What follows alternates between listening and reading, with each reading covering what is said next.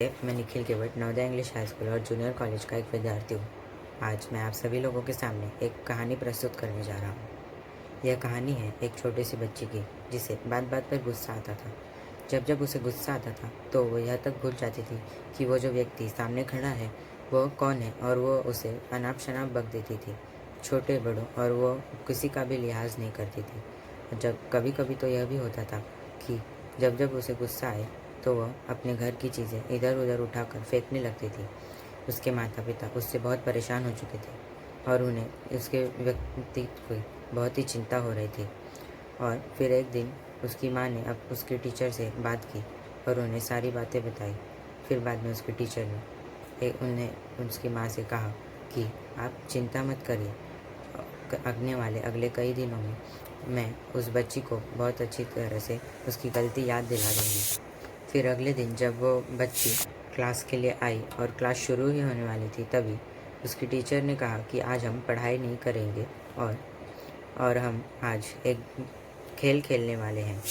ये सुनकर वो बच्ची बहुत ही खुश हो गई और उसे बहुत ही खुशी हुई। फिर उसकी मैम ने उन सारे बच्चों को ले जाकर घर के पीछे वाली दीवार पर के सामने खड़ा कर दिया और उन्हें उस बच्ची को कहा कि जब जब तुम्हें गुस्सा आए तब तुम यहाँ आना और इस दीवार के सामने आकर एक कील इस दीवार पे गाड़ देना।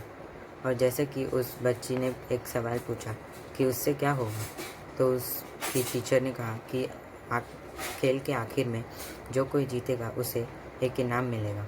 तो यह सुनकर वो बच्ची बहुत ही खुश हुई।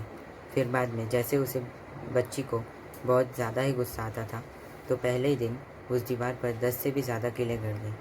फिर उसे एहसास हुआ कि जितनी मेहनत मैं इन कीलों को गाड़ने में कर रही हूँ, उससे कम मेहनत में ही मैं अपने गुस्से को अपने नियंत्रण में कर सकती हूँ।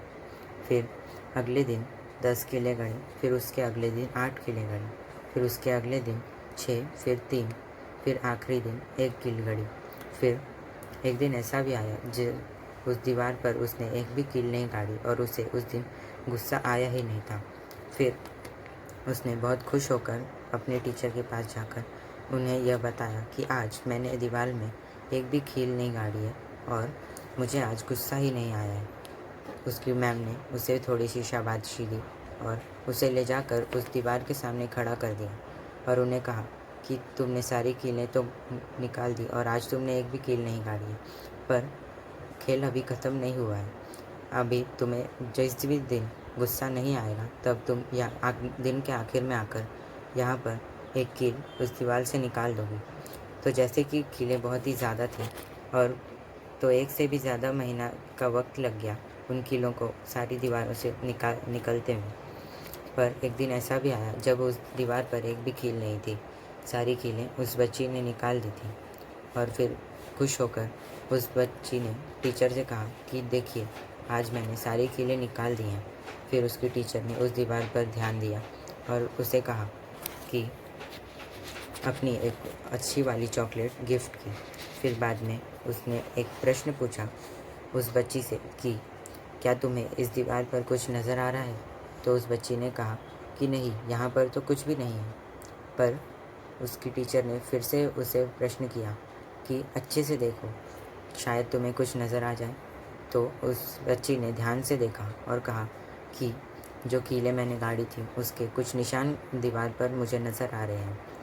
और जैसे ही बच्ची को यह दिखा, उसकी टीचर ने उससे कहा कि जैसे कि तुमने कीलें तो निकाल दी, पर उसके जो निशान हैं उसे तो तुम नहीं मिटा सकती और ना तो वो कभी मिटेंगे।